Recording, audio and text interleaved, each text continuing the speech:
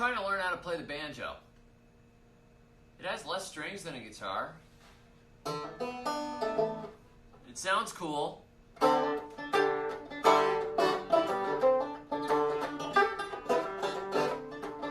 I only know 3 chords so far, so there you go. We'll try to sing everything with 3 chords, man. 3 chords and the truth. Keep your tree small. I'm gonna show you how to keep them from getting too tall. Remember, you're the master of your trees. Don't let them get too big. Good evening, everybody. A little bit of technical issues. The power went off for a while, and I was out at a little beach place, like marina, beach bar, restaurant. My mom is in town for a couple of weeks, so we took all the kids out and just basically blew like an entire month's food budget on hamburgers. So I hope the super chats are coming tonight, man. Cause no, I'm just kidding. It was a lot of fun, but the power actually went off when we were there, and you know the cash register was not calculating, and so I finally had the lady there like write everything down on paper. I'm like, just write it on paper and add it up. I gotta go. Well, good evening, everybody. Denny's, Natasha, Jan, Raven, the Fishes and Loaves Garden. I like that. Mama Woods, Man Guy Dude. Hey, man. Mad Jeeper, Brian, Arch Anima, Alan. Man, we've got the whole gang is here, plus some new folks. Hey, Sue, Nathaniel. Man, this is great. Hello from Houston, Valerie says. Hello, Houston. We don't have a problem anymore, but you get that a lot. Sorry. So, hey, look at that, $4.99. There's a burger. Yes! Thank you. All right. So, oh boy, I got some pressure now. Quentin D says, I liked the video Skill Cult just did on sapling training. Excited to see what you say. Look at Skill Cult. Steven is brilliant. So I am take everything complicated and simplify it down to so I can't screw it up, and then share the method.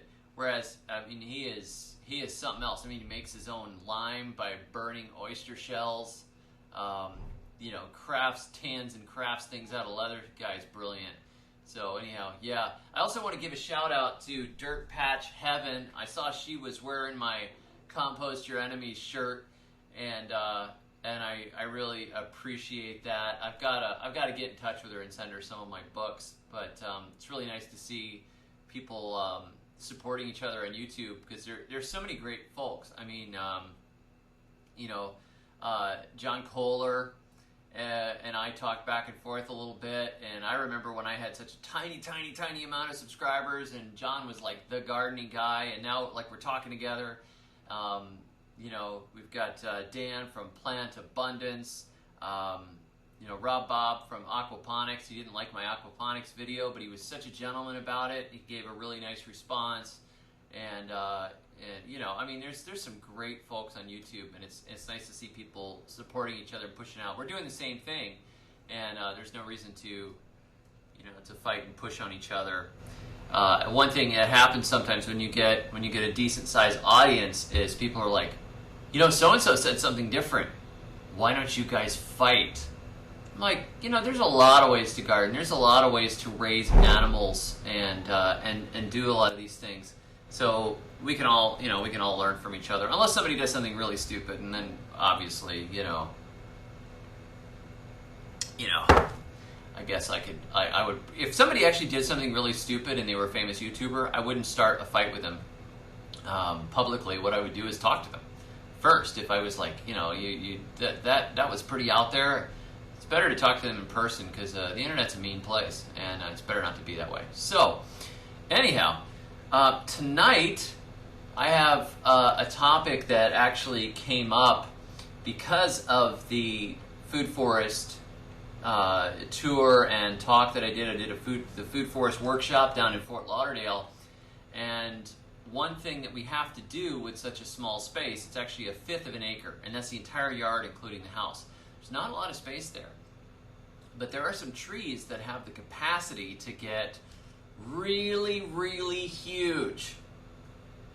And you know, I think we if you look at the maximum potential size of a tree, sometimes we get scared, right? Let me show you something here. I've got some pictures. This is a gigantic picking pole going way up into a mango tree that is probably a 50 to 60 foot mango tree. In my in-laws' place in Fort Lauderdale, the man that owned the house before them, back in the 70s, or maybe even before that, he planted about 12 mango trees of different varieties. They're all delicious, excellent mangoes. However, the trees have made this massive canopy way up. And the mangoes will fall down like bombs to the ground. Like, you've got to be careful. Like, you know, my father-in-law was picking them, and I was catching them, and sometimes missing them because you're staring up into the glare of the sun, and you're going, "Ah!" And you try to catch the mango. Catch the mango! Oh, shouldn't have let you marry my daughter. You spoiled another mango. So you know, you look at these trees and you say, okay.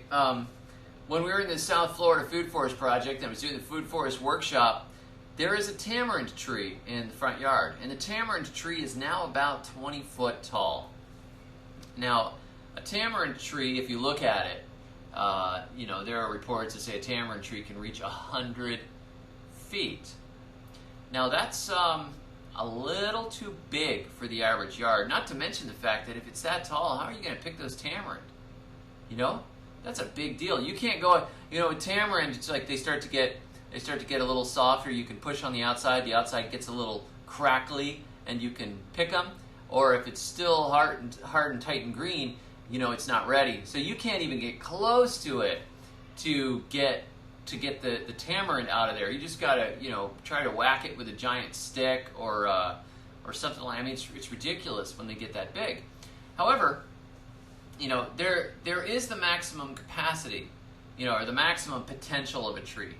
In South Florida and in the United States, towards the southern parts of the United States, California, etc., a lot of these trees don't actually reach their total capacity because there's cooler seasons. There may not be the same soil that they have in the tropics. I mean, you don't have like the perfect environment. A tree may top out that has the potential of reaching 80 feet. It might top out at 30 or 40, and that's it. It matures. But still, 30 or 40 feet, unless you're dedicating a big chunk of your yard to that tree, that's a lot of tree. That's also a ridiculous amount of yield. If you've got, you know, a 30-foot mango tree, you might be getting 400 or 500 pounds of mangoes, or 400 or 500 pounds of avocados off an avocado tree. That's kind of intense for the average family. I mean, you're not farming it necessarily. Plus, you've got to deal with the logistics of picking it, and you lose the space underneath it because you don't have the sunlight to mature other things. So you say, oh, I'm going to make a food forest, and you plant some of these trees for your canopy, and you plant other trees beneath them. Well, what happens is those canopy trees may actually start closing, shutting out everything beneath, so you're not getting your berries, you're not getting your root crops, you're not getting your vegetables, you're not getting your perennials, you know, and your herbs or whatever else, because over time, you've just closed it all in. It's way too much. Another thing is if you like to have different varieties, you may just have to pick one variety of mango because that's all the space you've got. But what if you could put 5 different mangoes in the same spot? What if you live farther north? Let's forget mangoes, because I know a lot of you guys live, you might be in Canada, New York, etc. What about apples? What if you want to have a bunch of different varieties of apples? There's many reasons to do this. Not just because you want the variety, you know, like, oh, I want to have a Gala and a Fuji and a Honey Crisp, and I want that creepy genetically engineered one that the scientists are giving me, you know. You might be like, oh, I think I want a whole bunch of different apples. But if you actually are thinking about varieties of apples, there are early varieties, middle varieties, late varieties. There are varieties of apples that were bred to be stored through winter. You can put them in your root cellar and store them right on through. There are varieties that are better for cider. There are varieties that are better for pie. You know, there are varieties that are better for juice, applesauce. There's some that are just dessert apples. They're great for fresh eating. So if you have to pick one variety of apple, you might have your 3 or 4 weeks of picking apples and then it's done. But if you could fit 5 varieties in there, you might have them starting in early summer, carrying on through the fall, store through the winter, and then you've got maybe some apple cider in the spring. You know, if you can fit more varieties in, you have more redundancy. You also can stagger your chill hours, because there are some varieties, we don't know which way the climate's going to go. Is it going to get colder this year? Is it going to get warmer this year? It's out of our hands. What's not out of our hands is the ability to be resilient and to pick different things, right? Like, for example, in my North Florida food forest, I had the Tropic Beauty peach, which is a very low chill hour peach, 150 chill hours. Then I had the Florida King peach, which I believe was a 450. So it was, if you get a colder, longer winter, the Florida King is going to burst into bloom and make a bunch of peaches. If I had almost no winter, the Tropic Beauty would produce. So either way, I'm going to get peaches, whichever way it went. Now, if I get a longer winter, the Tropic Beauty there might be a couple of warm weeks in February, boom, it bursts into bloom. You get a couple of frosts in March, freezes all the blooms off. I don't have any peaches that year. If I had to commit to one tree, I don't have it. So there's reasons to keep your tree small and to get a bunch of varieties. Now, I was going to film a gentleman who has a piece of property in Cooper City who has 107 different fruit trees in his quarter-acre yard. Unfortunately, we couldn't catch up between his work and my schedule, but the way you do something like that is by keeping your trees under control. I went up to the North Florida Food Forest Project, and the lady that owns it she's a wonderful woman. She's in the Audubon Society, Native Plant Society. She does a lot of cool stuff. Now, she didn't like necessarily some of the invasives that somehow ended up in the system, but she has allowed a lot of those fruit trees, and I actually have uploaded the video. I'm going to publish it tomorrow morning. You'll get to see the tour of my old food forest. But she got called away, and what has happened when she got called away, she had to leave the property for quite a while, take care of a family member that had some health issues. She left a lot of stuff to just grow, and what has happened now is many of these trees have gotten overgrown and they've grown past the point where it would have been really good to prune them, and now she's kind of in like this mode where like they're too big, we're gonna have to start cutting them down, we're gonna have to start moving these things out, we're gonna have to really, you know, we're gonna have to go, we're just gonna start hacking, you know. And I understand that, because it's like with children. If you train your children when they're young not to be total brats, you know, they know you have boundaries, they know you can't do this, you can't do this, you don't go screaming through the grocery store. If you train them when they're young to know that the mom and dad are in control, we're going to take care of it, don't panic, don't be freaking out and causing trouble. As they get older, the kids behave generally better. I mean, I did some things when I was a teenager that were stupid, but you know, that happens. But generally, if children are raised up well, mom and dad love them, take care of them, they know where the boundaries are, and that sort of thing when they're younger, they do better when they're older. And the same thing is true with trees.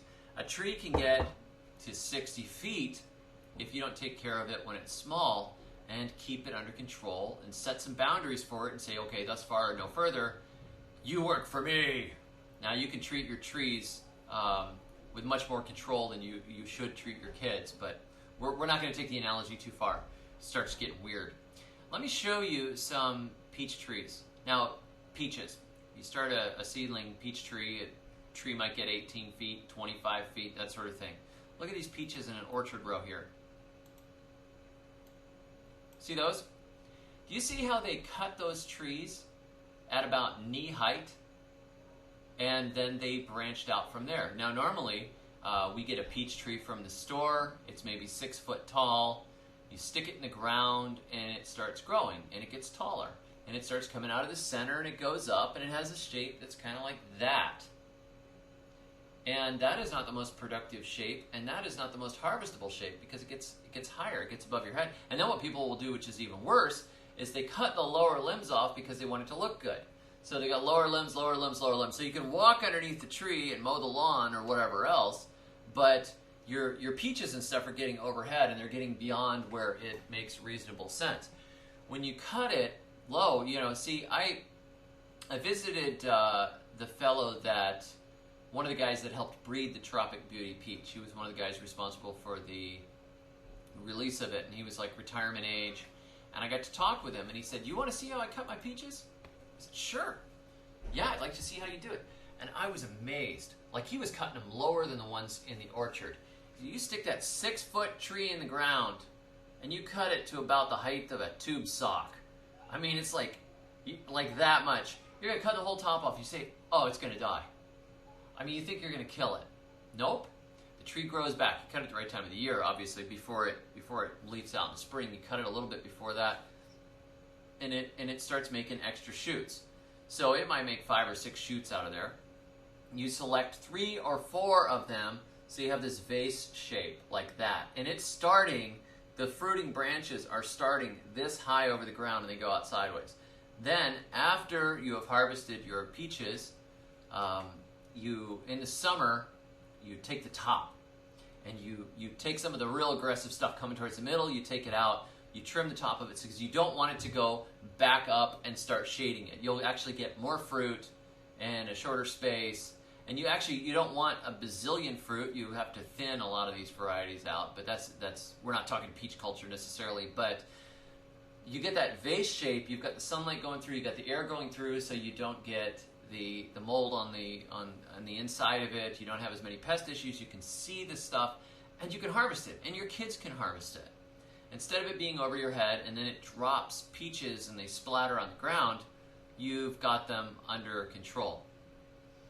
So Karen says, "My husband chopped off the bottom branches of my loquat tree, and now almost all the branches are too high for me to reach." Let me pull up a picture here. I want to show you guys a loquat tree because that is quite applicable. And unfortunately, this tree is now basically dead because it caught a disease. But some years ago, there was a peach tree at a university, or a loquat tree at a university. Let me see if I can find that photo for you and drop it in. This is, all right, here we go. 1 second. I'm going to drag this over and show it to you. We're just on the fly here. I get excited about showing you guys this stuff. Okay, check this out. Whoops, not me. This one. You, right there. All right. This is my friend Alan, the beekeeper. And this is a loquat tree, which is 20, 30 years old, I believe, at this point. It's been planted quite a while before. It's an improved variety. You see how it's a big ball? That thing was easy to pick because you could just walk around the edges and pick it.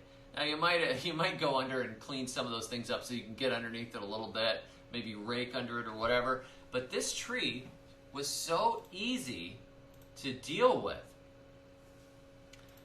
This thing you could just pick it.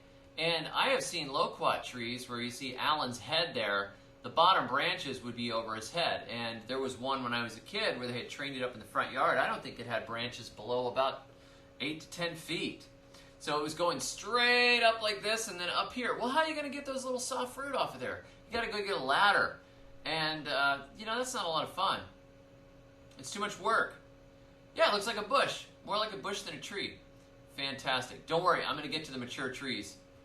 I know it looks like it fell over. Yeah, that's the top of the tree on the ground. It's actually the rest of it. We cut it down for the picture. Boom! All right, so let me get rid of this here. And so the first thing is, your giant trees don't have to be giant.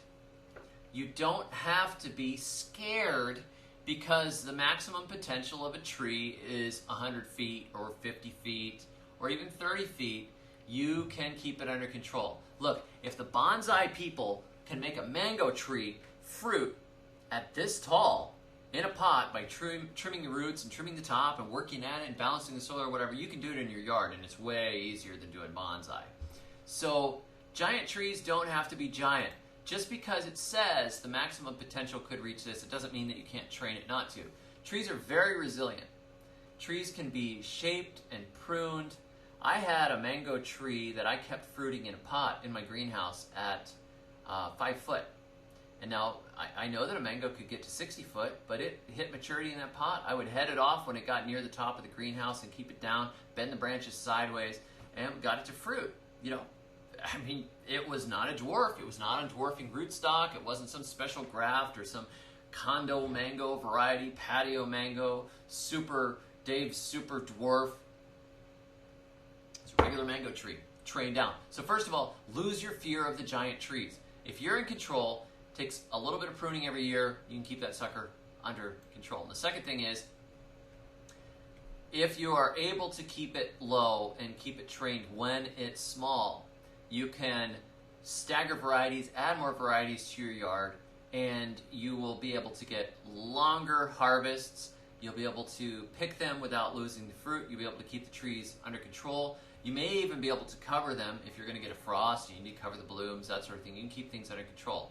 So some years ago, I posted a video on mulberry tree pruning. And I said, check out these mulberry trees. And there's a little lot full of mulberry trees. Now, mulberries have really soft little fruits. They're very perishable. You know, you can put a sheet underneath the tree and shake it. But these trees, every 2 to 3 years, this guy would take a chainsaw and he would cut the trees to the ground. And they would grow back, and they kept spreading, so they had multiple trunks, and they kept going sideways and spreading. And so what had happened over time were there were like these big umbrellas of multiple branches going sideways, and all the kids and Rachel and I, we just went along and we picked all of these fruit off of the trees because they had been trained out. Now mulberries, you know, some places you'll read that, well, mulberries bleed a lot and they'll have problems or whatever, but there's multiple types of mulberries.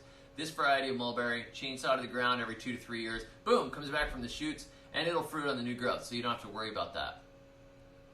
So you don't have to worry about, you know, the tree getting way out of control. Now, some trees do not respond well. If you get a mature tree and you decide you're going to saw it all the way down, it may not work. And some of those trees, like you know, I've heard that pecans, I didn't try it, but pecan trees, you've got a limit on what you can do. Jackfruit has a limit on what you can do. That's not an easy tree to keep small. It wants to keep going straight up and fruit out of the trunk. So I'm going to try. I planted 3 sections of my land now I put jackfruit tree, you know, seeds in the holes, and I'm going to let them grow from seedlings. Some of them I am going to try an extreme prune, and some of them I'm going to let multiple trees grow in the same hole and see if that dwarfs it, and then one of them I'm going to let get all the way big and just let it go. So some trees are not going to do it, but quite a few of your fruit trees are very controllable. Avocado trees. If you look up how they rejuvenate some of these old orchards out in California, I was amazed to see they had these tall trees. They got really tall. They became less productive. The canopy started to close. They were getting too much shade. And so every year they cut down a percentage of their trees. They call it stumping. They might cut it down to 4 foot and let it grow back. And about 2 years later it's bearing avocados again, but it's bearing avocados in a place that it can be reached.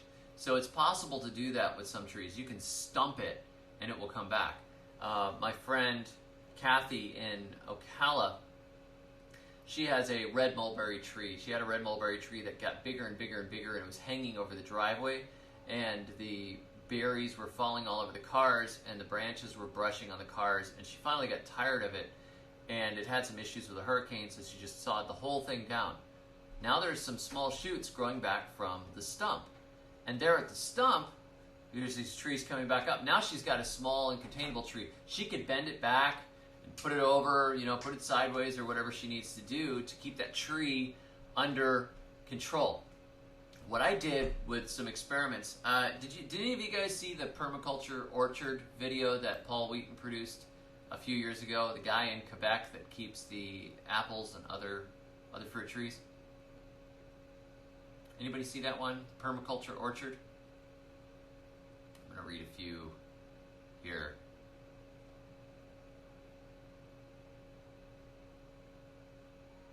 Jen says, David, I have 2-year-old peach trees. When should I cut them back? Cut them back before they burst into bloom in the spring is the best time.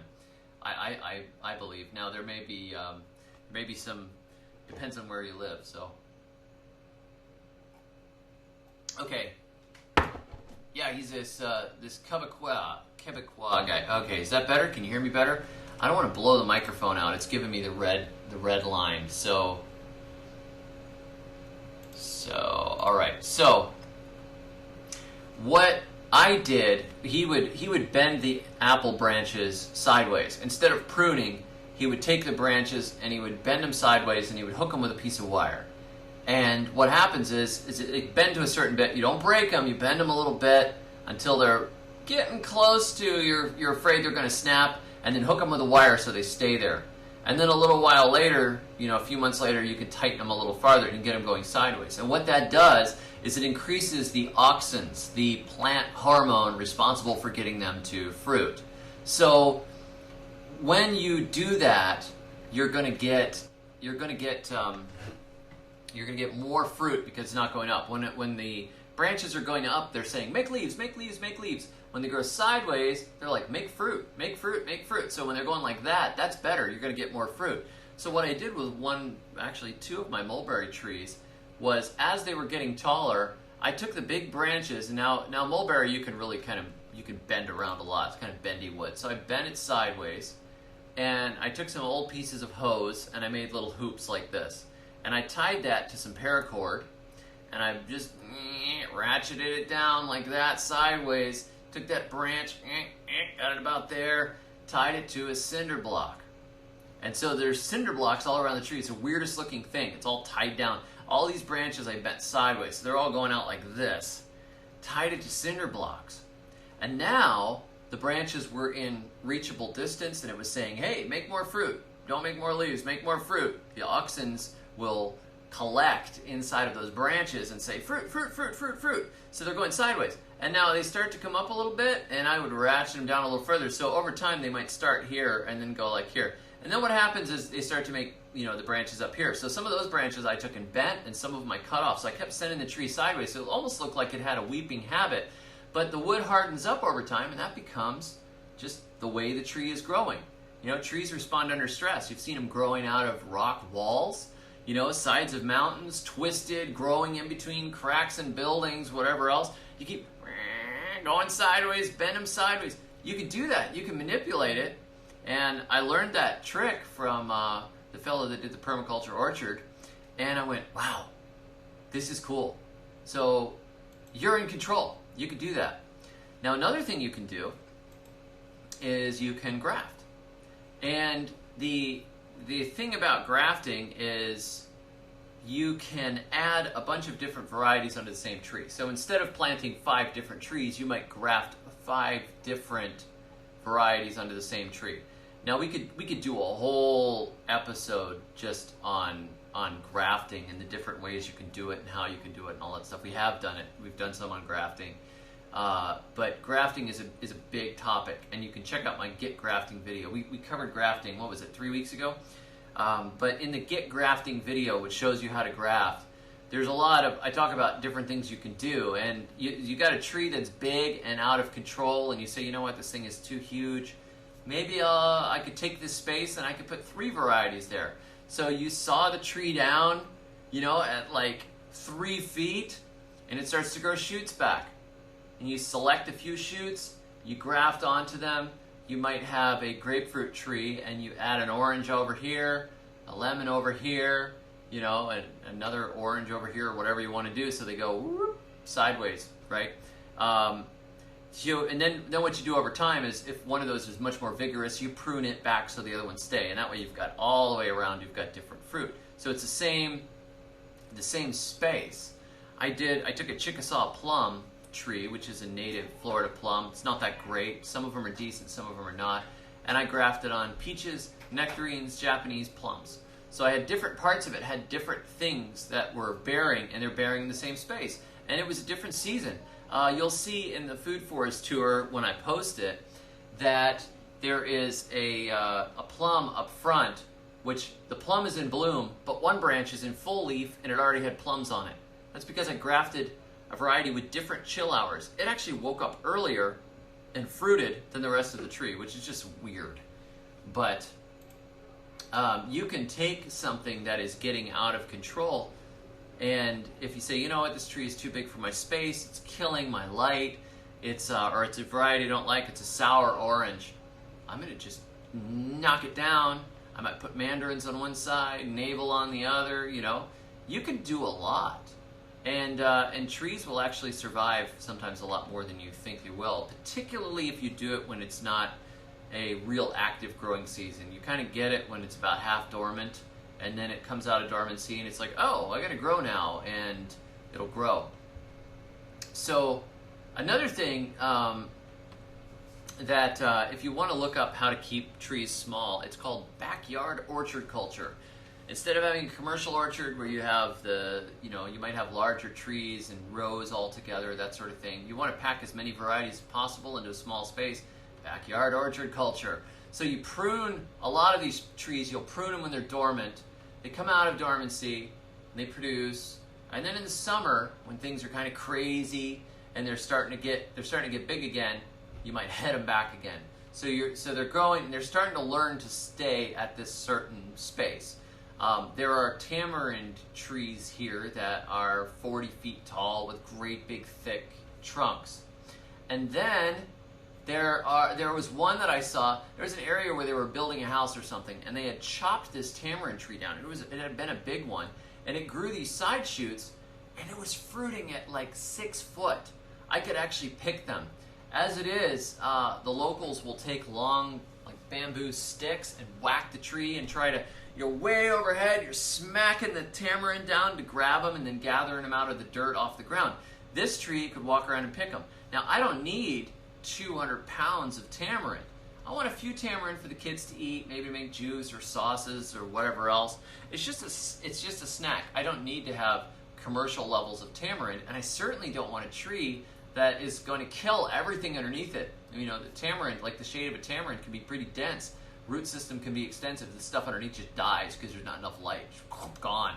So this tree there, at like 8 foot, tamarind all over it, and every other tamarind tree I've seen is gigantic. And I think it was an accidental thing. They probably cut that tree down at some point because it was in the way, hitting the power lines, it was near the street. Boom, gone. And now there's tamarind fruit all within picking thing. You go fill a bucket up full of them. So you can backyard orchard culture. If you look that up, set up an orchard in your backyard. Don't worry about how big those trees are going to get. You know, give them 10 feet in between the trees. I planted apple trees at 8 feet apart. So, you know, why would you do that? Don't you know how big they get? Well, you're in control. Keep it smaller. Train them to stay smaller. Train them, they're just going to touch. Just going to touch at the edges. They're all going to pollinate each other really well. The bees are going to go down the whole row.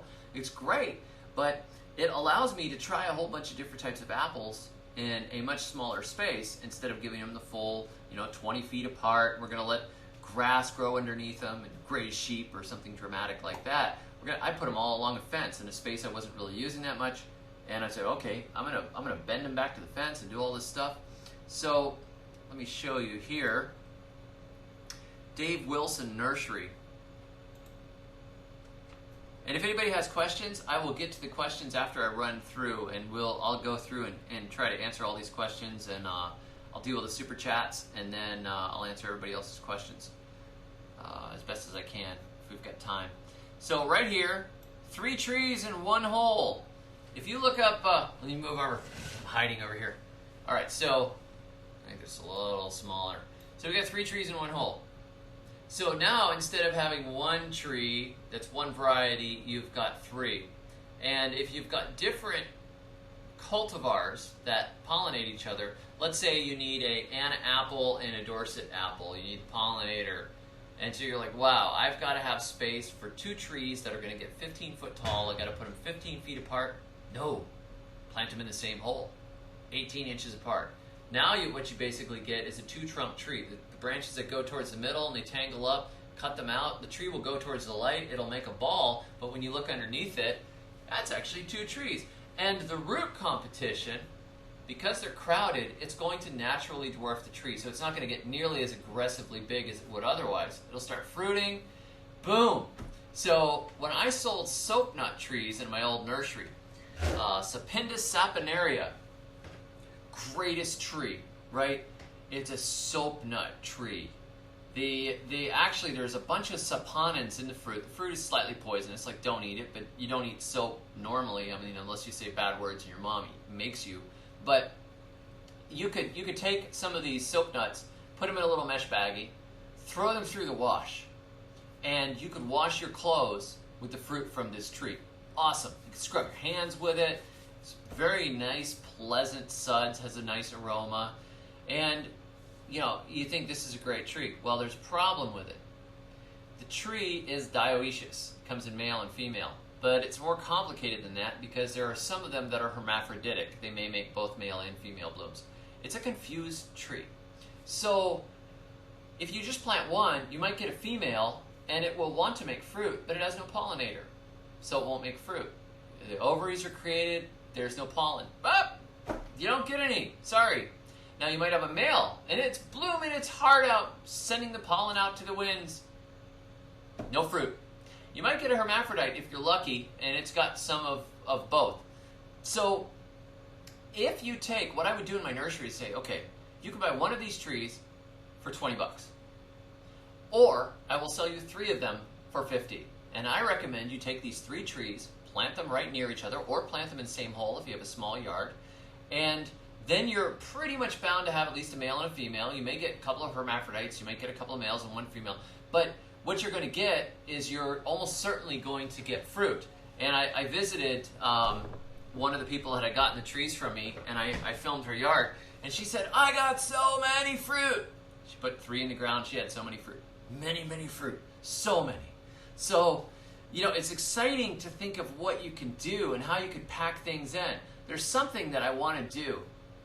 And that is, you know, when you see those beach scenes and you see the little clump of palm trees, maybe 2 or 3 palms together. A lot of times people plant palms like a plantation. They put a palm here, they put a coconut here, coconut here, down the row. I want to stick like them in clusters of 3. So they kind of come out, you know, so they're this picturesque. They may not produce as much, but hopefully they stay a little shorter. But when you realize that you're the one in control, basically this world, particularly with plants, is a lot like choose your own adventure. There is so much potential that you don't have to just go with what the tree would do all on its own. I mean, a lot of the trees and plants we have, people selected them. A lady might have the best watermelon in her garden 2,000 years ago. The best watermelon's a little bigger than the others, a little sweeter. What she do, she saves seeds, she plants that one next year. And then the next year she plants the next big one, next big one, next big one. We've been selecting and training for a long, long time.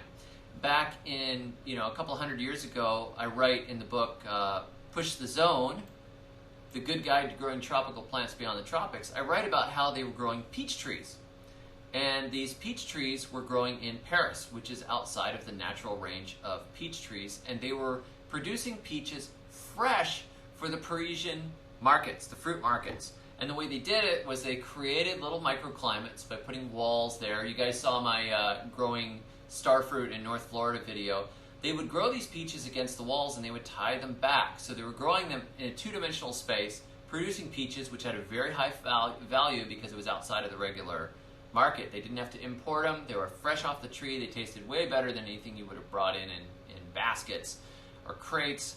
And they were bringing them right into the market. So let me show you that. Here is an espalier apple tree. This is another way you can take a tree that has the potential to get big and keep it under control. This one is growing in a 2-dimensional space against the wall. So how much space does that take up one way? Like a foot?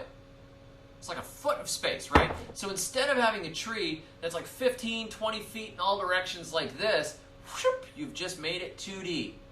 You've got apples. You could grow apples along your fence like this. You don't have room for an apple tree? Of course you've got room for an apple tree. If you've got a 4 foot by 4 foot space, you can grow an apple tree. You can pack it in there. So this is an espaliered apple. Isn't that gorgeous? And this takes some training, this takes some work, but again, if you do it when the tree's small, you get it under control, then you can have it for a long, long time. Trees will live a long time. You know, you train them and they get used to it. Think of them growing out of rocks. I have seen, you know, back during the foreclosure crisis, after all the foreclosures in Florida, we were looking at property and thinking, could we afford something? I'd like to buy something. But we went into multiple yards that had fruit trees that had been abandoned. You know, the yard is all weeds, there's trash everywhere, the place is falling apart, and there that tree is, just plunking along. Nobody's giving it 10, 10, 10. Nobody's dragging the hose out to it. The tree gets established, it's trained, it grows up well when it's young, and it just keeps on going. You're gone, that tree still goes. Espalier is going to take more time, you know, and a lot of little effort at the beginning, but it's kind of fun. But later on, it's going to keep going. Even if it starts to outgrow the space, it's going to keep producing. So let me show you some other ones. These are some espaliered apples growing along more of a fence structure. So you can walk along in between rows of apples, and you see them growing sideways. Look at all those apples. Now you don't need 200 pounds of apples off of a tree for the average family. My family could use 200 pounds of apples, especially if I bust out the still. But you know, if you've got the different varieties going along a row, you could really pack these babies in. So the espalier gives you the ability to take what could be a large tree, put it into a small space. And it also gives you the ability to protect the tree that is more cold sensitive. Like Curtis's starfruit tree, he's got it packed up against the wall. Now he could have put it right flat against the wall and gotten even more warmth out of it, so no matter what kind of a winter you get, it's not going to get any frost damage. As it is, it's in a sheltered location, it's back in a little corner, and it's growing. But I did the same thing with a key lime. I espaliered a real ugly espalier because I'm kind of half-baked, you know, like we're just going to stick it in there, and the branches stick out too far, I'm cutting them off and I'll bend some of them down, but it wasn't like the beautiful French gardener. If you've seen my gardens, I don't do beautiful gardens. It's productive for the least amount of work. And so I had key limes every winter in a place where it would get down to 12 degrees. Now, I had another friend who had a key lime tree planted in the ground and was trying to get it to grow. He was 45 minutes south of me. He never got any key limes because like every year or two, the tree would freeze to the ground and it would grow back. And it would freeze down and it would grow back. My tree sailed right through because of the thermal mass of the wall. It was all growing within a foot or so of the wall. The thermal mass of that south-facing wall kept it warm right through those cold nights. I even had coffee growing up next to that wall in North Florida, which is way out of coffee's range. And it was lived right through the frosts. So that plane right there of warmth, that's another benefit. It's both a space saver, and it allows you to put something in a place where normally you'd say, that's not going to grow. And so I want you to take a look at the trees and think the first few years that you grow those trees, when you put them in the ground, you don't want to just stick your peach in the ground and let it grow from, you know, 6 foot, and then it gets up to 10 foot and 12 foot. If you've got a little bit of space, you could get in more than you think. You might get 4 peaches in the same location. Now, you don't necessarily want to overpack it so much that you can't get anything. Like if you put them 2 feet apart, you're going to, you know, and just do like rows of them. That's too much. They got to have a little space to go sideways. They got to catch the sunlight because trees are solar collectors. They turn the sunlight into sugar. It's like magic. They're solar collectors, so they have to have a certain amount of light to make fruit. But you train those babies up when they're young. You don't have to worry about how big that tree is. You don't have to worry, oh, I don't have space, you know, or it's going to get 50 foot. You stay on top of it. I saw a Mammy apple tree. Now, probably a lot of you guys don't know that tree. It's Mamia americana. It tastes kind of like apricots. It's a great big woody looking fruit. It looks like a hunk of wood. And it grows on a tree that looks rather like a magnolia. Now, there are some growing that I've seen out in the jungle here that are huge, like 3 feet across on the trunk, way overhead, and the fruit falls down like rocks. Now, they don't really get damaged when they fall because they're heavy, chunky, hard fruit. They fall down, you take them home, and you ripen them up and eat them. But I was looking this tree up, and I'm going, you know, I don't know if that tree is going to be able to be headed off. Well, guess what? The University of Florida, there's a guy giving a demonstration on keeping it pruned, and he says, there's no reason to let this tree get over 12 foot. Here's how you prune it. cuts those center pieces out, keeps it down, leaves the lower branches, and just thins out a little bit for the light. And once a year you do a little maintenance, and guess what? You've got space for like 10 trees in the same space that one of those monsters would grow in. So if you got a small yard, don't be afraid. You're probably not going to kill a tree by pruning it unless you just butcher the living daylights out of it, make a bunch of ugly cuts when it's really actively growing. You got to lose your fear of it. And, it helps that I grow a lot of stuff from seeds and cuttings, because if I kill it, well, it didn't really cost me anything. If you've spent $100 on a rare fruit tree, look up a few videos first before you hack into it. But a lot of it I have learned through experience, and I'm just always amazed at the resilience God built into the system, where you look at it and you're like, that thing's going to die. But you think, okay, windstorms knock trees over, deer eat the top of trees, forest fires take everything off and blow through, kill stuff, knock things down, and they grow back, and they grow back, and they grow back. So use it for the maximum production in your yard possible. The most varieties you can pack in, the most resiliency for cold or heat, bad winters, good winters. I have so much fruit growing in my old North Florida food forest that I planted there. The new owner has way more than she can eat because we planted all different varieties. We kept them shaped when they were small, and now they're just ridiculous. So that is my talk on mastering your trees before they master you. And now I'm going to look through all the questions because I've been missing all you guys here. So anyhow, let me back up here and we'll get through these as quickly as we can. Linda says, I read that peach and nectarine trees need a nurse limb left on, but what you're saying, not necessarily. No, not necessarily, particularly not when trees are young. When trees are young and juvenile and they're just getting going, you can really hack them.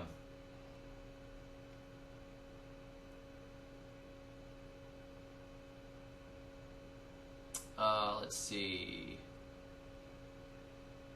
What can you do for trees that are already mature? Okay, we covered that one. Pruning grapes, if you ever prune grapes, prune the living daylights out of grapes. I was trained on pruning grapes, and I did a few acres with a guy that knew what he was doing, and he showed me, and I volunteered to help him, and I just pruned grapes for days. And it gets to just be second nature, and you realize you're taking off tons and tons of vines, but he got tons and tons of fruit. There was enough fruit for the raccoons, for everybody at the U-Pick, for me to eat as many as I wanted anytime I came over, and there was still more falling on the ground. Train them properly, it's incredible. Hugh says, I visited a lady who had an apple tree cut down, but they left a couple feet of trunk. I think the idea was to have something to pull the roots with. It put back out and was nearly as big as before. Yeah, they grow back very well and they heal up, generally. Pastor Don says, my grandmother, they kept topping the 10-foot. I'm not sure what he means. They topped your grandmother to 10 foot? And it produces hundreds of fruit. It's amazing. Good evening, Lexi. Nice to see you. Natasha says, sounds like they were shaped like Paul Gauchi's trees. Yeah, Paul Gauchi knows how to do it. SPQR Cincinnati sends a $5 super chat. Thank you very much for that. Much appreciated. Very, very happy to be here. I'm going to keep doing these live streams as much as possible because I think I enjoy them as much as everybody else does. Raven says, planting an Illinois ever-bearing mulberry tree this spring, going to keep it under 10 foot, I hope. Yes, you can do it. You'll see the one in my old food forest. It's like 15, 20 feet now, but it could easily be cut down to 2 feet. And it would come right back, and it'll produce right out of the new growth. It's incredible, and that is a super productive. It's a wonderful variety. It should probably make fruit for you either this spring or next spring. They grow very well. Take good care of it when it's little, and it will reward you with gallons and gallons of berries. Jerry Paul says, I want to take our 20-foot crab apples down to about 8 or 6 foot. Would that be too drastic? No, I would do it before they bloom. Cut them before they bloom. When you look at coppicing and pollarding, look up coppicing and pollarding. That's the way that they deal with trees. Coppicing is when you take them all the way to the ground. Pollarding is when you cut them higher up and top them. But the English used to manage these firewood systems, and about every 10 years they'd cut all these trees to the ground. But you have to do it at the right time of year. Because if you do it when they're actively growing, massive shock. You can get beetle infestations and all kinds of things, rot. So if you can learn to manage these trees when they are you know, in dormancy, that makes a big difference. Now, some trees you can't do it with, so just make sure you know, but apples are very, I don't think you're going to kill it. And if you do, it's just a crabapple, plant another one. The Fishes and Loaves Garden with Mama Wood says, I heard the black everbearing tastes the best, but my guy had red, so willing to try it. Yeah, red's not bad. There are some that are better than others. Red is our native. That is Morris rubra. And it has not really been bred for flavor necessarily. I have had good white mulberries, good red mulberries, and I have had good black mulberries. The reds tend to be a little more bland. Sometimes they taste almost slightly fermented, but they're still, generally they're pretty good. And it's a native, so it's kind of cool. Jan says, I have 2-year-old peach trees. When should I cut them back? Probably right now. Feifei says, our pear tree was just severely pruned. Mom is concerned it's going to die, but it's got buds. Would it not be too stressful? I think it'll be fine.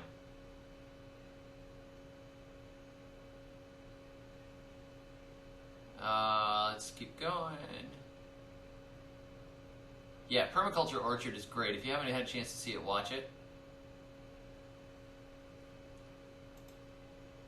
Nancy sends a $20 super chat. Thank you very much, Nancy. It's much appreciated. There's some seed money. I should be getting electric on the property this week. So it was passed, the inspection passed by the government. I'm going to get electric out there. I'm going to start building. I'll build a work shed first for a staging area to start building houses out of. And then hopefully I can start getting some gardens in with the rainy season. It's kind of exciting. I'm psyched. Gabriella says, well, what can I do with my 30-foot Rainier cherry?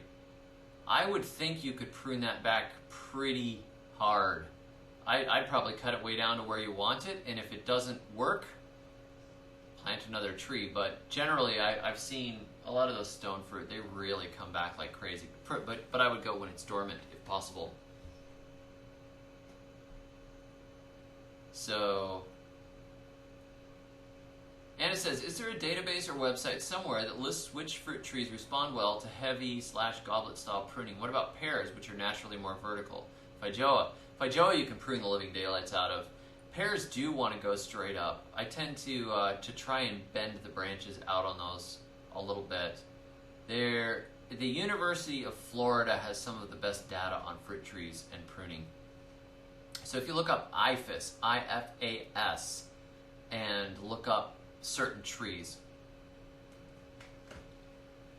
they should give you data.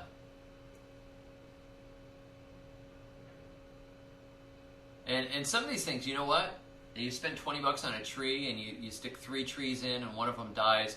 Look at when those trees reach production, they're going to way more than pay for themselves. So if you manage to pull it off and you get 2 out of 3 good or whatever, you're fine. Don't be too precious about them, because you might end up with one tree that you don't really like all that much, that you took lots of care of, or one tree in the space.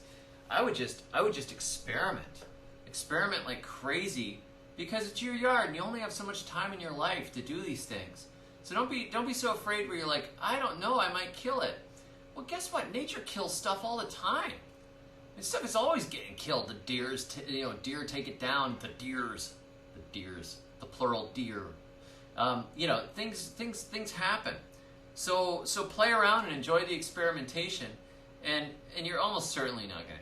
It's hard to kill some of these things. So Feifei says, I wish I wouldn't have missed the first half hour of this stream. It's all right. You can catch it later. Lexi says, tips on forcing my mango grafted trees to flower, planted February 2017. I have pruned them periodically. They did flower about a month ago, but all the flower failed. That's okay. That's fine. You don't need them to fruit in the first couple of years. It's actually better if they don't. The tree doesn't necessarily want to produce until it feels like it's mature enough and it's strong enough and the root system is good enough. It takes a ton of energy to produce fruit. So what I recommend is you mulch around the trees, you keep the trees fed up, you keep them watered, let them get big and strong, and they will reward you with tons of fruit when they feel like it. Don't try to force them to do anything yet. Just make sure they've got their, make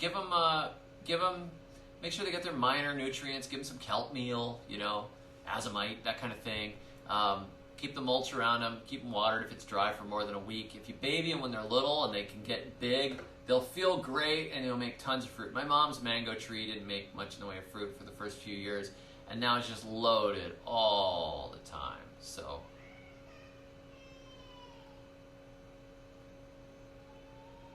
does the bending affect, Natasha says, does bending affect the cytokinin versus auxin hormone production, the foliage versus reproductive hormones? Yes. Yes.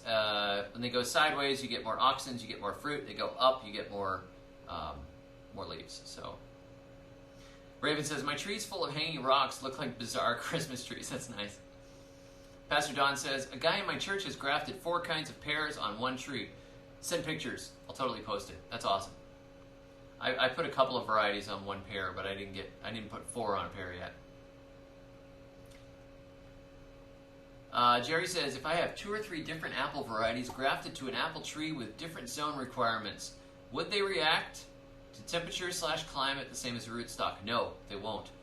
Like I've had one branch fruit and the rest of it not. It's very interesting. Gene says, hey David, I found out that hazelnuts are done like the hard one you did that you nicked with the file. Okay, so nick it and soak it and plant it. Elizabeth Sansom says, can you graft an orange to an avocado tree? No, they've got to be closely related. Grafting isn't total magic. There has to be compatibility. You think like A blood, B blood, O negative, O positive, O multiplied, whatever. There's different, we can't even, like sometimes you have to be very genetically similar to, donate a kidney to somebody, that sort of thing. It's like, it's very important that the matches are there. So they usually have to be at least the same genus, and almost always, and same species is even better. So different varieties have been bred for different things. Like you can cross different varieties of dogs, but you can't cross a dog and a cat. So that's the way it works. With citrus, you can generally intergraft. With apples, you can only graft apples to apples for the most part. Quince and pears will intergraft, and I think quince and apples may. Some cherries will graft onto other cherries, but you go species too far. Like I tried to graft sweet cherries onto Prunus serotina, the black cherry, because black cherry has a really strong rootstock, very vigorous. Wouldn't take. None of them would take. And I knew you weren't supposed to, but it was Prunus avium on, Prunus serotina. Didn't work. So you can graft other avocados onto your avocado. And Brian sends a super chat for $1.99 saying, really interesting and so helpful. Well, you're very welcome. Thank you. Lexi says, next time you're in Florida, please come and visit my edible forest, please. Oh, I will if I can. I had a lot of people invite me to come to their yards and do some consulting and see projects all over the state. It was just really hard to arrange everything. It was the craziest working vacation, just place to place to place to place. I was trying to get things filmed, and I was trying to get my prescription filled for some new glasses and do that sort of thing. I was trying to visit all my family and spend time with them. I would love to, but man, it's hard to hit everything that I would like to hit. I could just hang it in people's gardens all the time, but that doesn't actually get me paid. So, Joel says, when grafting multi-varieties, do you need to graft everything on a rootstock, or can you graft sections onto existing variety? Yeah, you can graft onto existing variety. Like if you have one branch of a Granny Smith, you could add an Arkansas. You could add a Fuji. You could stick them on there, and you could cut it down to the rootstock and graft on top of that. But you can have 3, 4, 5 different types in a row. So long as the cambium is touching, they interconnect. They become like one tree.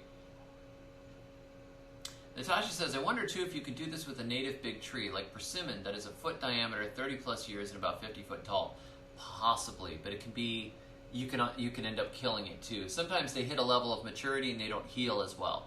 When a child breaks their arm or their leg, it heals a lot better than when somebody in their 80s breaks an arm or a leg. It's the regenerative capacity is not there. Plus, it's a much bigger break. It's a huge wound if you cut a big tree like that. Some of them come through it, some of them will not.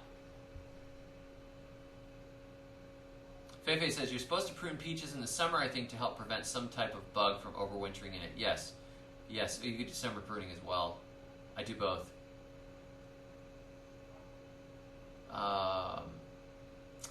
Lexi says, hey, what persimmon variety grows well in Florida? Well, for the northern half of the state, from like Orlando north, the Japanese persimmon variety, Steospirus khaki, does very, very good. Hachia, Fuyu, those are wonderful. Very, very wonderful fruit. Easy to grow. They don't have many troubles at all. And you can also grow the native North American varieties, though the fruit is not as good.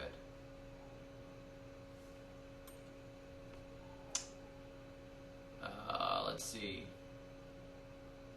Is it possible to capture some bees from a mile away and get them to pollinate my apple tree? Yeah, you stick them in a box and put them in your yard. Or talk to a local beekeeper and say, hey, I don't spray anything in my yard. Would you put a box back here for me? I had a beekeeper take care of a box in my backyard. It was great. Ed wants me to comment on chill hours. Yeah, I kind of covered that. There's a different amount of hours of cold that will induce fruiting in different varieties. So some trees only like a little bit of cold. They go into dormancy, and then they wake up again and they bloom. Other trees like a lot of cold before they bloom. So they've got a little timer built into them. And if they don't get enough cold, they may just sit there in the spring and not bud out for a while. Then they kind of half-baked bud, and they don't really bloom, and they're not that happy, you know. But other ones, if the chill hours are pretty close to your climate, you should get fruit pretty consistently. If it's lower, they'll bloom early. They get a couple of warm days, they bloom early, the frost takes it off. So chill hours are important. Now, there's some ways to hack it, like with apples. If you have a tropical climate, you can strip all the leaves off an apple tree. It will think it went to sleep, and then it will bloom. But you have to like hand pick all the leaves off, and I don't know that works with other ones. Lexi sends a $5 super chat. Thank you very much. Much appreciated. I work for tips. Amy K says, the multiple in one hole is a good idea. Some fruit I've avoided for the need of multiples in limited space. Yeah, it's great. Look up Dave Wilson Nursery on YouTube. I love those guys.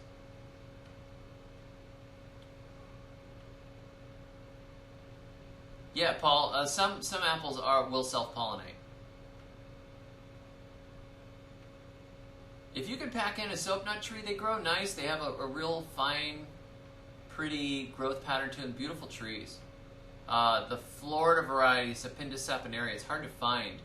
I still get people writing me and asking if they can get some, because I used to sell them in my nursery, and I was like about the only person that had them.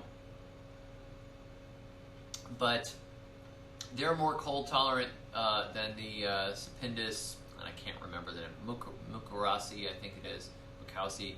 There's an Indian variety that's totally tropical, can't take the cold. It's alright, Arch Enema. I'm not on Facebook, so I can't get banned for using the wrong pronouns for trees. It's funny. I'm not even going to get into that. Coconuts aren't trees, though, so it won't work the same. Thank you, Brian. I know coconuts aren't real trees. Coconuts are actually a type of stickweed. Ashley says, just joined and I'm so glad you're talking about this. I have lots of baby trees and not a lot of yard. I have moringa, orange, grapefruit, avocado, pawpaw, and lime. Yeah, you can keep them going. Keep them small. Work on them. And look up backyard orchard culture. It'll give you more ideas. It's amazing. It's amazing. Jacob B says, will it mess up the fence after a while? Speaking about espalier. I guess it could become the fence. Yeah, it could. You train them on good strong wires to begin with, and then the branches just start to grow that way.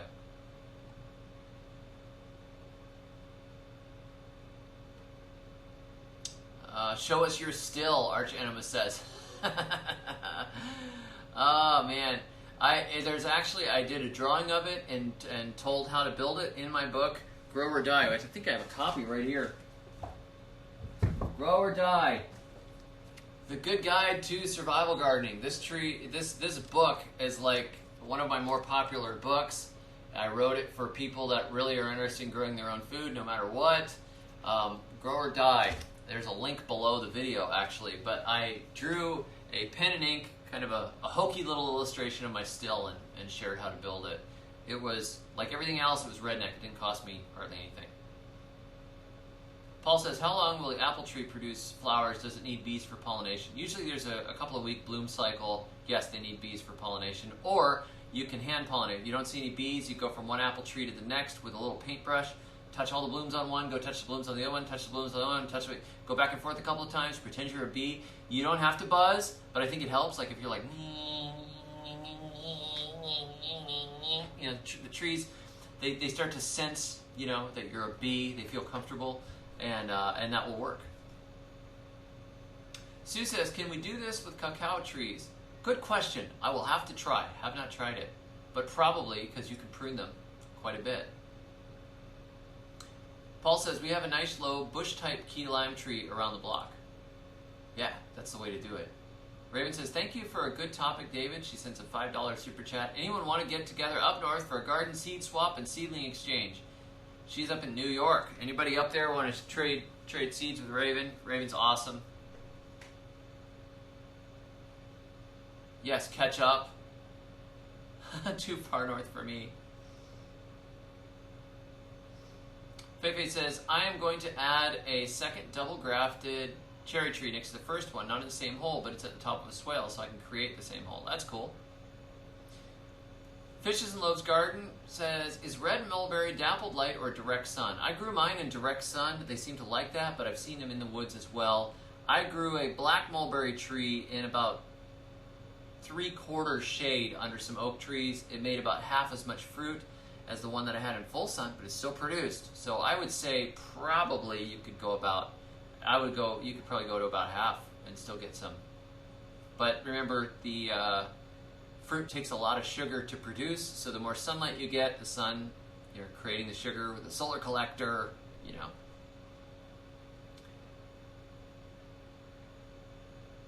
The U.S. Postal Service still exists for seed exchangers, Archenema says. That's good. That's true. You could still do that. Let's see.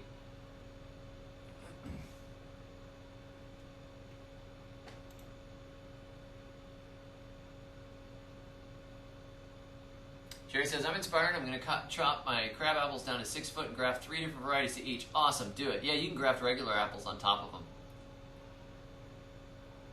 Proof Garden says, rock on D to the G. What is your knowledge on bugs? Got these long-legged mosquito-looking things flying in my house. I think they like the light. They're harmless. I catch and release. Those are crane flies. Those are cool. They're good. Ed says, when you prune peach or apple trees, can you root them? Peaches not so much, but I think you can pull off apples.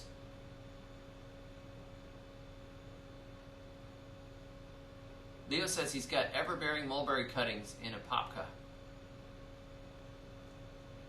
Derek says, should I cut the persimmon and satsuma fruits off when I just planted them freshly in the ground? Grafted trees. Yes, absolutely. Remove all of the fruit the first couple of years and let them grow.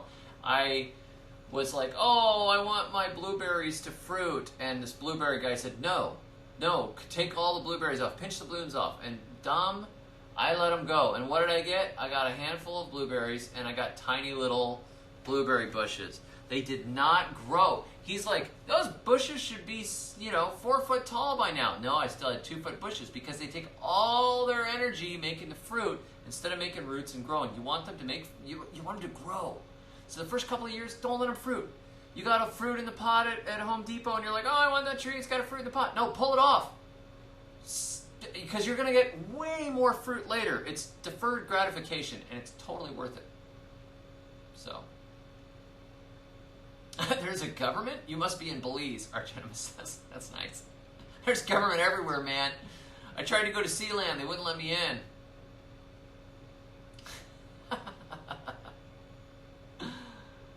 Oh, let's see. I got some more questions here. Going through. Can I plant...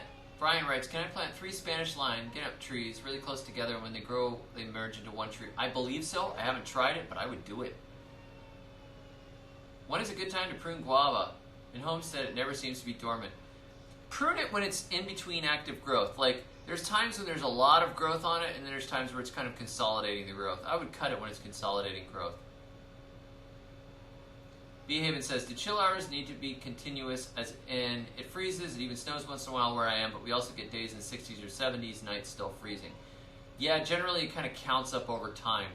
And it warms and cools in Florida, but those cool nights below 40, those are the ones that count. And no, it doesn't have to be continuous. William says, so excited, finally found a native persimmon at Lowe's. Oh, that's cool. They had a pallet of 3.5 gallon marked down to 20 bucks. So now I have Fuyu Taniyashi and native persimmons. Ordered pawpaw and moringa seeds too. Good work. That's awesome. Odd Rob says, are you going to make any special content for your unauthorized TV channel? Yes, as actually this morning, I uploaded my Food Forest talk and tour. It's going to be exclusive to my subscribers on unauthorized.tv, but the subscription service is not set up yet. It's going to be $5 a month. I'll announce it soon, very soon. And I've got some exclusive content, you know, like full-on big presentations that I would normally provide to like the Homegrown Food Summit, that sort of thing. The Fishes and Loaves Garden says, I thought certain guava was invasive in Florida. Now I see it everywhere. Did they just give up? No, they don't give up. It's just you can't keep things from invading in Florida. It's a nice climate. The Catlin Guava is the one that they're like, oh, it could be invasive because it's a big problem in Hawaii. But it's not really invasive towards the north part of the state. It just doesn't spread much at all. And it's a really great fruit. I mean, you know, I would grow it. So Jerry says, this is actually the only live stream I'm active on. Well, thank you. Great crowd of people, comfortable and fun. Yeah, I love you people. This is a lot of fun.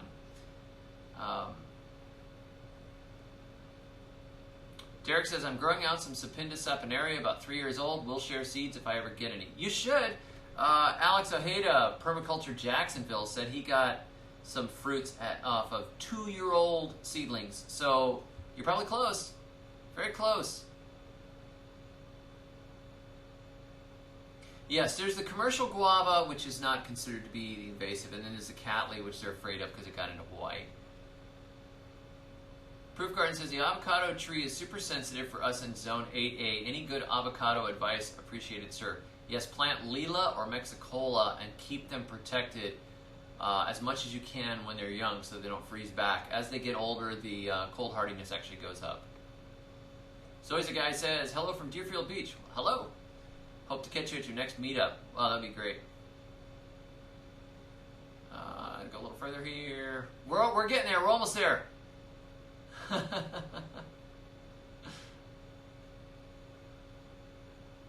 Camille says, the picking all the leaves off to induce fruiting works with mulberry too. I air layered big branches off my tree and they fruited after I cut them off the tree and transplanted it.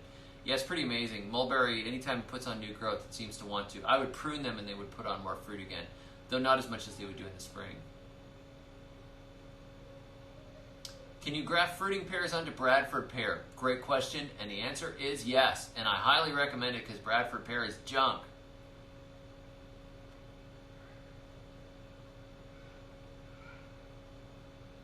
Matt Jeeper says, I planted 2 blueberry bushes last spring and all the leaves fell off halfway through summer. We'll see what happens this year. Yeah, good luck.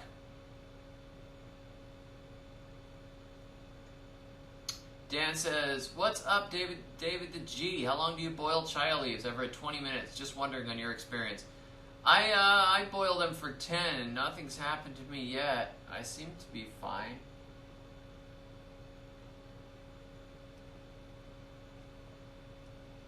Kinja says, hola, David from North Florida. Boil them for 20 minutes, just in case. Like I say, boil them for 40 minutes just to be sure. And make sure you wear safety goggles.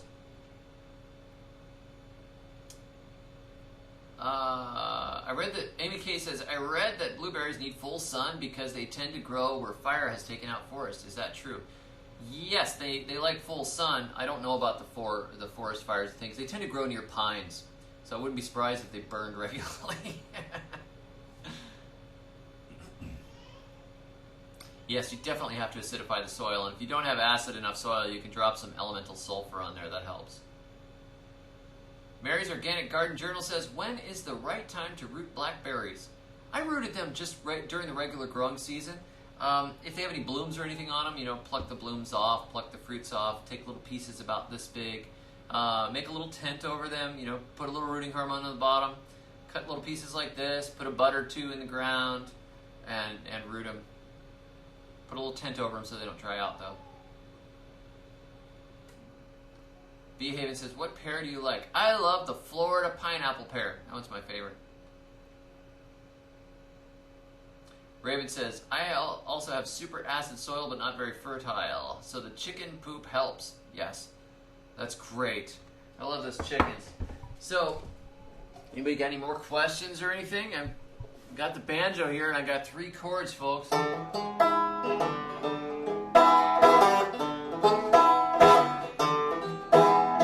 let's see if I can sing something about trees here. Keep your trees under control. You're the master of them all.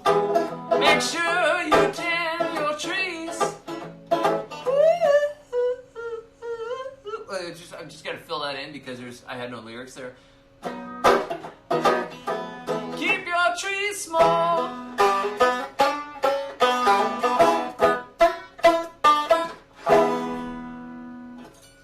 Have I made Perry? Yeah, I tried to make Perry. That's pear wine. I tried to make Perry. I didn't like the flavor of it very much. And I was just not patient enough to wait months for it to get better, so I ran it all through the still and I made pear hooch. So, -4. Kinjo says, planted red cabbage 2018, end of year. It is still yet to go to head. Any tips? It should go to head now. A friend of mine actually would take the cabbage leaves and the bigger leaves, and he would bend them up towards the middle and like put a rubber band around it, and he said that made him set head, so you could try that.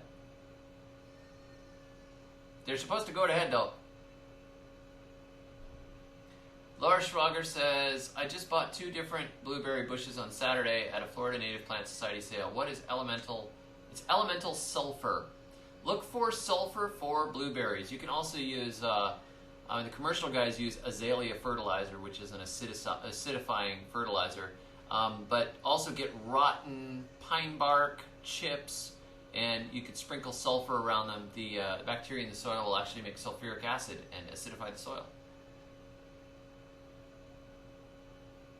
Yeah, Brian asks if the native Florida blueberries taste good. Yeah, they taste good. They're just not super productive. There's these little tiny ones that are delicious, and you can pick them all day long, but they're just really tiny. There's deerberry and sparkleberry and other relatives. They're all good. I've enjoyed them all. A little different, a little stronger blueberry flavor. Not as big and plump, not necessarily as sweet, but the flavor, it's cool. They're growing wild. So Dan and Stephanie Fraser says, I cut back one of my mulberry trees and threw the branches in a bed for compost, and one of them sprouted roots that I have in a pot now. So much for difficulty growing them from cuttings. Good work. There's a big difference in varieties of mulberries and which ones will root from cuttings and which one don't. I mean, Green Dean said he rammed a couple of mulberry branches in the ground to use for tomato stakes, and they rooted. Now, I tried that and they all died. I tried growing, the first time I tried mulberry cuttings, I had like 12 or more cuttings. All of them failed. And then I did it another time and they all took. So there's timing, and there's a whole bunch of different varieties of mulberries. Remember, you have Morus alba, Morus rubra, and Morus nigra, and you also have cultivars inside of them. So some varieties are going to root easily. It's great that you have an easy to root variety, but some of them, pain in the neck. Ammonium sulfate works for acidification too, yes.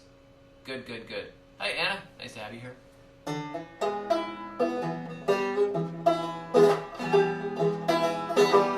Have a nice evening, Carolyn. Goodbye to my friend, Carolyn Smith. My favorite Florida gardening hostess. I'm definitely not a banjo player like I'm a guitar player, but I'll get there. Gotta put the little hooks on my fingers and stuff. So anyhow, guys, I hope I gave you guys some information. It's something that came up at that talk, and I thought, I think a lot of us could just benefit from a little encouragement and a little help on keeping those trees under control, getting them into a good space. And you're the one. Remember Adam and Eve? They were put in a garden in the beginning, and God said, "Tend the garden. Don't let the garden grow through the roof." So what were they doing? I don't know. Maybe they were pruning the trees. So anyhow, tend your gardens. You can make them do all kinds of things. You can make them more productive. You can take care of them. You can keep them small. You can keep them where your kids can pick them. And you can get a lot more in a small space than you think you can. So thank you all for watching, and I will catch up with you guys next time. And until then, may your thumbs always be green.